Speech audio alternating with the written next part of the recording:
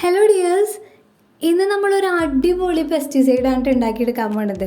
അപ്പോൾ അടിപൊളി എന്ന് പറയുന്നത് വേറെ ഒന്നും കൊണ്ടല്ല, ഇത് നമുക്ക് മിക്ക പെസ്റ്റുകൾക്കും ഉപയോഗിക്കാൻ പറ്റും. അതുപോലെ തന്നെ ഇത് നമുക്ക് ഉണ്ടാക്കി വെച്ച് കഴിഞ്ഞാൽ പിന്നീട് എടുത്ത് ഉപയോഗിക്കാനും കുഴപ്പമൊന്നുമില്ല കേട്ടോ. പിന്നെ നമ്മളിത് ഉണ്ടാക്കിയെടുക്കുന്നത് നമ്മുടെ അലോവേര വെച്ചിട്ടാണ്. അലോവേരയുടെ കൂടെ നമ്മുടെ വീട്ടിൽ നിന്ന് കിട്ടാൻ വളരെ എളുപ്പമായിട്ടുള്ള ഒരു 5 സാധനങ്ങളും കൂടിയും ചേർക്കുമ്പോൾ ഇത് ഭയങ്കര പവർഫുൾ ആയിട്ടുള്ള ഒരു പെസ്റ്റിസൈഡായിട്ട് മാറും. അപ്പോൾ നിങ്ങൾ പ്രത്യേകം ശ്രദ്ധിക്കുക, ഇത് നമ്മൾക്ക് കീടബാധ വരാതിരിക്കാനും ഉപയോഗിക്കാൻ പറ്റും, പിന്നെ ഓൾറെഡി കീടബാധ ഉള്ള ചെടികളിൽ ഉപയോഗിക്കാൻ പറ്റും. പക്ഷെ അത് രണ്ടും ഡൈല്യൂട്ട് ചെയ്യുന്ന രീതിയും ഒക്കെ വ്യത്യാസമുണ്ടെന്ന് മാത്രം. അപ്പോൾ വീഡിയോ മുഴുവനായിട്ട് കണ്ടതിന് ശേഷം ശ്രദ്ധിച്ച് മാത്രം നിങ്ങളിത് ഉണ്ടാക്കി ഉപയോഗിക്കുകയും ചെയ്യാം കേട്ടോ. ശരിക്കും വളരെ എഫക്റ്റീവായിട്ടുള്ള ഒരു പെസ്റ്റിസൈഡാണിത്. അപ്പോൾ അതിന് വേണ്ടി നമുക്ക് ആദ്യം തന്നെ കുറച്ച് അലോവേരയുടെ ലീഫാണ് വേണ്ടത്.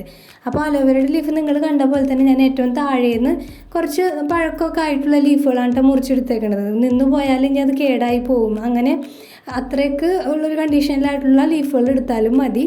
ഇപ്പോൾ ഫ്രഷ് ആയിട്ടുള്ള ഏറ്റവും പുതിയ ലീഫൊന്നും വേണമെന്നൊന്നുമില്ല കേട്ടോ. അപ്പോൾ ഇതിപ്പോൾ കുറച്ച് ചെറുതും വലുതൊക്കെ ആയതുകൊണ്ട് ഞാൻ ഇത്ര എടുത്തിട്ടുണ്ട്.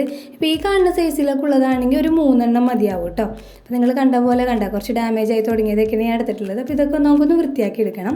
അപ്പോൾ ഈ കറ്റാർവാഴ എങ്ങനെ കീടങ്ങളെ നിയന്ത്രിക്കാമെന്ന് സംശയമുള്ളവരുണ്ടാവും. അപ്പോൾ അവർക്ക് വേണ്ടി പറയുകയാണ്, സാധാരണ നമ്മൾ കറ്റാർവാഴ ചെടികളിൽ കീടബാധ ഒട്ടും തന്നെ കണ്ടിട്ടില്ല എന്ന് പറയാം കേട്ടോ. അപ്പോൾ അതിൻ്റെ കാരണമുണ്ട്, ഇതിൽ ഒരു നാച്ചുറൽ അലോയിൻ കണ്ടൻറ്റ് ഉണ്ട്. അപ്പോൾ അതുകൊണ്ട് തന്നെയാണ് നമ്മൾ ഇത്തരത്തിൽ പെസ്റ്റിസൈഡിന് വേണ്ടിയും ആ ഒരു പ്രോപ്പർട്ടി യൂസ്ഫുള്ളാക്കാൻ വേണ്ടിയാണ് അലോവേരനെ ഇതിൽ ഉപയോഗിക്കുന്നത് കേട്ടോ. ഇനി നമ്മൾ അടുത്തത് ഇതിൽ ചേർത്ത് കൊടുക്കുന്നത് ആര്യവേപ്പിൻ്റെ ഇലയാണ്. അപ്പോൾ ആര്യവേപ്പിൻ്റെ ഗുണങ്ങൾ നമ്മൾ പ്രത്യേകിച്ച് പറയേണ്ട ആവശ്യമില്ലല്ലോ. നമ്മൾ നീം ഓയിലൊക്കെ വാങ്ങിച്ചിട്ട് എല്ലാ തരത്തിലുള്ള പെസ്റ്റിസൈഡിലും ഉപയോഗിക്കാറുണ്ട്. അതുപോലെ തന്നെ നീം ഓയിലും സോപ്പും കൂടിയൊക്കെ മിക്സ് ചെയ്തിട്ട് ആ ഒരു സൊല്യൂഷനൊക്കെ ഡൈല്യൂട്ട് ചെയ്തൊക്കെ സ്പ്രേ ചെയ്ത് കൊടുക്കാറുണ്ട് അല്ലേ. അപ്പോൾ ഇത്രയും അളവിൽ നമ്മൾ ആര്യവേപ്പിൻ്റെ ഇലയും കൂടിയും എടുത്തിട്ടുണ്ട് കേട്ടോ. ഇനി ഇതിലേക്ക് ചേർത്ത് കൊടുക്കുന്നത് മുളകാണ്. അപ്പോൾ ഞാൻ ഇതുപോലെ ചെറിയ വലുപ്പത്തിലുള്ള മുളക് എടുത്തേക്കണതുകൊണ്ട് ഒരു 5-6 എണ്ണം എടുക്കുന്നുണ്ട്. ഇനിയിപ്പോൾ വലിയ മുളകൊക്കെ ആണെങ്കിൽ ഒരു 3 എണ്ണമൊക്കെ മതിയാവും കേട്ടോ. ഇനി നമുക്ക് നമ്മുടെ അടുക്കളയിൽ നിന്ന് കുറച്ച് സാധനങ്ങളും കൂടി എടുക്കാം. അപ്പോൾ അതാ ഈ ഒരു വലിപ്പത്തിലുള്ള ഒരു ബോള് വെളുത്തുള്ളി മുഴുവനായിട്ട് എടുത്തിട്ടുണ്ട് കേട്ടോ. അപ്പോൾ വെളുത്തുള്ളിയൊക്കെ നമ്മൾ മുമ്പും വെള്ളീച്ചക്കൊക്കെ വേണ്ടി സവാളയും വെളുത്തുള്ളിയൊക്കെ ചേർത്തിട്ട് ഉള്ള പെസ്റ്റിസൈഡൊക്കെ ഉണ്ടാക്കിയിട്ടുണ്ട്. അപ്പോൾ അതിലൊക്കെ വളരെ രസകരമായിട്ടുള്ള കമൻറ്റുകളൊക്കെ വന്നിട്ടുണ്ട് ഐറ്റം മുമ്പ്. പക്ഷേ ഒരുപാട് പേർക്ക് റിസൾട്ട് കിട്ടിയതാണ്. ഇപ്പോൾ ചിലരിത് കാണുമ്പോൾ ചമ്മന്തി ആണല്ലോ കപ്പയുടെ കൂടെ കഴിക്കാമെന്നൊക്കെ പറഞ്ഞ് കമൻറ്റും ചെയ്യാറുണ്ട്. ഞാനതൊക്കെ കണ്ട് ഒരുപാട് ചിരിച്ചിട്ടുള്ളതാണ്. അപ്പോൾ നിങ്ങൾ കണ്ട പോലെ ഒരു സവാളയും നമ്മൾ നേരത്തെ പറിച്ചെടുത്തിട്ടുള്ള ആ മുളകും കൂടി ചേർത്ത് കൊടുത്തിട്ടുണ്ട് കേട്ടോ. ഇനി നമുക്കിത് നന്നായിട്ടൊന്ന് അരച്ചെടുക്കണം. അപ്പോൾ ഇനി പ്രത്യേകം പറയുന്ന കാര്യം ശ്രദ്ധിക്കുക കേട്ടോ. ഇതിലേക്ക് നമുക്ക് 2 ഗ്ലാസ് വെള്ളമാണ് ചേർക്കേണ്ടത്. അപ്പോൾ ഓരോരുത്തരും മിക്സിയുടെ അനുസരിച്ച് ആദ്യം അരഞ്ഞ് കിട്ടാൻ പാകത്തിനുള്ള വെള്ളം ഒഴിക്കുക. ഞാനിപ്പോൾ 1 ഗ്ലാസ് വെള്ളമാണ് ഒഴിച്ചത്. പിന്നെ ബാക്കി എത്ര വെള്ളമാണോ ഇനി ഒഴിക്കാനുള്ളത് അത് നമ്മൾക്കിത് അരച്ചെടുത്തതിന് ശേഷം അതിലേക്ക് ഒഴിച്ചു കൊടുക്കണം കേട്ടോ. അത് നിർബന്ധമാണ്, അല്ലെങ്കിൽ കോൺസെൻട്രേഷൻ ചിലപ്പോൾ കൂടിപ്പോവും. അപ്പോൾ ഈ ഒരു പരുവത്തിൽ നമുക്ക് നന്നായിട്ട് അരഞ്ഞ് കിട്ടണം. ആ ഒരു രീതിയിൽ വെള്ളം ചേർത്ത് നിങ്ങൾ അരച്ചെടുക്കുക. എന്നിട്ട് ഇതുപോലെ നമ്മൾ നല്ലൊരു തുണിയിലാണ് അരിച്ചെടുക്കുന്നത്. അപ്പോൾ തുണിയിലാകുമ്പോൾ നമുക്ക് മുഴുവനായിട്ട് പിഴിഞ്ഞെടുക്കുക, അല്ലെങ്കിൽ ഞാനിപ്പോൾ ഈ ചെയ്യണ പോലെ ഒന്നില്ലെങ്കിൽ സ്പൂൺ വെച്ചിട്ടൊക്കെ ഒന്ന് പ്രസ് ചെയ്ത് കൊടുക്കുകയോ ചെയ്തിട്ടുണ്ടെങ്കിൽ നന്നായിട്ട് അതിൻ്റെ എക്സ്ട്രാക്റ്റ് മൊത്തത്തിൽ പോരും. അപ്പോൾ ഇതോടുകൂടി നമ്മുടെ ജോലി കഴിഞ്ഞിട്ടില്ല കേട്ടോ. ഇനിയും ഇതിൽ സാധനങ്ങൾ ചേർക്കാനുണ്ട്. അപ്പോൾ ഇത്രയാണ് നമുക്ക് ഇതിൻ്റെ എക്സ്ട്രാക്റ്റ് കിട്ടിയിട്ടുള്ളത്. അതുപോലെ തന്നെ ഇത്രയും വേസ്റ്റ് വന്നിട്ടുണ്ട് കേട്ടോ. മാക്സിമം നമ്മൾ പിഴിഞ്ഞെടുത്തിട്ടുണ്ട്. ഇനി ഇതിലേക്ക് മഞ്ഞൾപ്പൊടിയാണ് ചേർത്ത് കൊടുക്കുന്നത്. ഈ ഒരു അളവിലേക്ക് ഒരു 2 ടീസ്പൂൺ മഞ്ഞൾപ്പൊടി ചേർത്ത് കൊടുക്കാം. അപ്പോൾ ഒരു കാര്യം പ്രത്യേകം ശ്രദ്ധിക്കുക, നിങ്ങൾക്ക് ഈ മഞ്ഞൾപ്പൊടി വേണമെങ്കിൽ അരയ്ക്കണ സമയത്ത് ചേർത്ത് കൊടുക്കുക. അതാകുമ്പോൾ നമ്മൾ അരിക്കണതിൽ കൂടി തന്നെ ഇതിൻ്റെ തരികളൊക്കെ ഉണ്ടെങ്കിൽ അങ്ങോട്ട് പോയി കിട്ടിക്കോളും.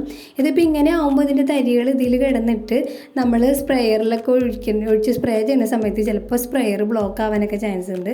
അപ്പോൾ ഇങ്ങനെ മിക്സ് ചെയ്തുകൊണ്ട് എനിക്ക് വീണ്ടും ഒന്നുകൂടി അരിക്കേണ്ടി വന്നു കേട്ടോ. അപ്പോൾ നിങ്ങൾ അരയ്ക്കുമ്പോൾ തന്നെ ചേർത്ത് കൊടുത്തോളൂ. അതിനുശേഷം ഇതുപോലെ നല്ല വൃത്തിയുള്ള ഒരു കുപ്പിയിലേക്ക് എയർ ടൈറ്റായിട്ട് മൂടി വെക്കാൻ പറ്റുന്ന ഒരു കുപ്പിയിലേക്ക് ഒഴിച്ചിട്ട് നമുക്കിത് സൂക്ഷിച്ച് വെക്കാം. ഫ്രിഡ്ജിലാണ് സൂക്ഷിച്ച് വെക്കേണ്ടത് കേട്ടോ. പിന്നെ നമ്മൾ എപ്പോഴാണ് ആവശ്യമെന്ന് വെച്ചാൽ അതിനനുസരിച്ചെടുത്ത് ഉപയോഗിക്കാം. അപ്പോൾ എപ്പോൾ എടുക്കുമ്പോഴും ഇതിൻ്റെ താഴെ കറ്റാർവാഴയൊക്കെ ചേർത്ത് വെക്കണോണ്ട് തന്നെ അതിൻ്റെയൊക്കെ ഒരു ജെല്ലി ആയിട്ടുള്ള ഒരു കൺസിസ്റ്റൻസിയിലായിരിക്കും താഴെ വന്നങ്ങായിട്ടും അടിഞ്ഞിരിക്കുന്നുണ്ടാവും. അപ്പോൾ ഇതുപോലെ നന്നായിട്ടൊന്ന് മിക്സ് ചെയ്താൽ മാത്രം നമുക്ക് ഇതിൻ്റെ എല്ലാ ഗുണങ്ങളും കൂടി ചെടികൾക്ക് കിട്ടുകയുള്ളൂ. അപ്പോൾ ഇനി നമുക്ക് ഇതെങ്ങനെയാണ് ചെടികൾക്ക് കൊടുക്കേണ്ടത് നോക്കാം. അതിനൊക്കെ അളവും കാര്യങ്ങളൊക്കെ ഉണ്ട് കേട്ടോ.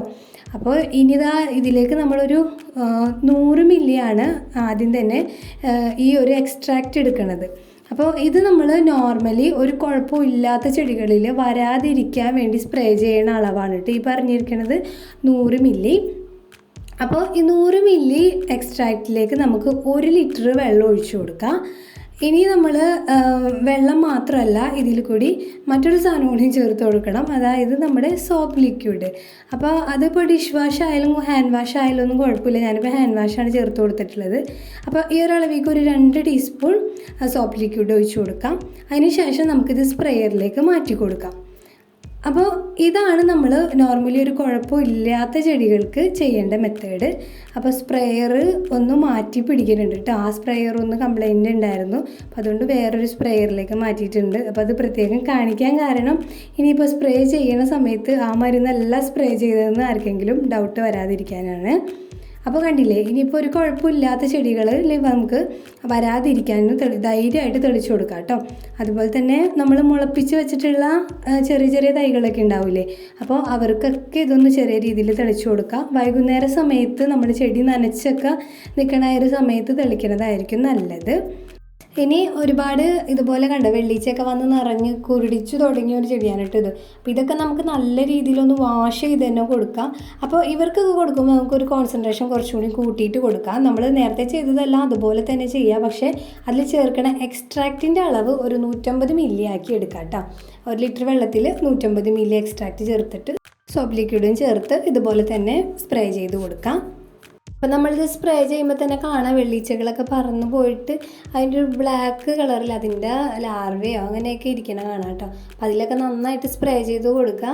എന്നിട്ട് നമുക്ക് അതുപോലെ തന്നെ വിടാം. പിന്നെ പിറ്റേ ദിവസം നമ്മൾ നോക്കുകയാണെങ്കിൽ അതിൽ നല്ല മാറ്റം കാണാൻ പറ്റും കേട്ടോ. അതായത് വെള്ളീച്ചകളൊക്കെ പോയിട്ട് പിന്നെ ആ ബ്ലാക്ക് ഇത് മാത്രമേ ഉണ്ടാവുള്ളൂ. പിന്നീടും നമ്മൾ ഒരു 5 ദിവസം ഗ്യാപ്പിൽ വീണ്ടും ഇങ്ങനെ ചെയ്ത് കൊടുക്കുമ്പോൾ അതും നന്നായിട്ട് പോയി കിട്ടും. അപ്പോൾ ഈ 2 ചെടിയാണ് ഭയങ്കരമായിട്ട് വെള്ളീച്ചയുടെ ശല്യത്തിൽ നിന്നിരുന്നത്.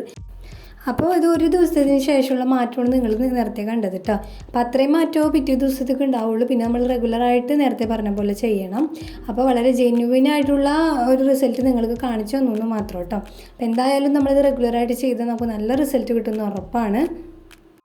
വെള്ളീച്ച മാത്രമല്ല, നമുക്ക് അഫിഡ്സ് അല്ലെങ്കിൽ മെalybugs, ലീഫ് മൈനേഴ്സ് തുടങ്ങിയ ഒരുവിധം കീടബാധകളൊക്കെ ഇത് വെച്ച് നിയന്ത്രിക്കാൻ പറ്റും. ലീഫിൽ മാത്രമല്ല തണ്ടുകളിലൊക്കെ ഇതുപോലെ ഇരിക്കുന്നുണ്ടെങ്കിൽ അവിടെയൊക്കെ ഒന്ന് സ്പ്രേ ചെയ്ത് കൊടുക്കാം കേട്ടോ. എന്തായാലും ചെടികൾക്ക് ഒട്ടും തന്നെ ഹാംഫുൾ അല്ലാത്ത പക്ഷേ കീടങ്ങൾക്കെതിരെ വളരെ പവർഫുള്ളായിട്ടുള്ളൊരു പെസ്റ്റിസൈഡാണിത്. അപ്പോൾ എല്ലാവരും ട്രൈ ചെയ്ത് നോക്കുക. നമ്മുടെ വീട്ടിൽ നിന്ന് തന്നെ കിട്ടാവുന്ന ഇൻഗ്രീഡിയൻസ് തന്നെ ഉള്ളൂ. ഉറപ്പായി നല്ല റിസൾട്ട് തന്നെ കിട്ടും. അപ്പോൾ ഇനി മറ്റൊരു വീഡിയോയിൽ കാണാം. അതുവരേക്കും bye bye from Safees home diary.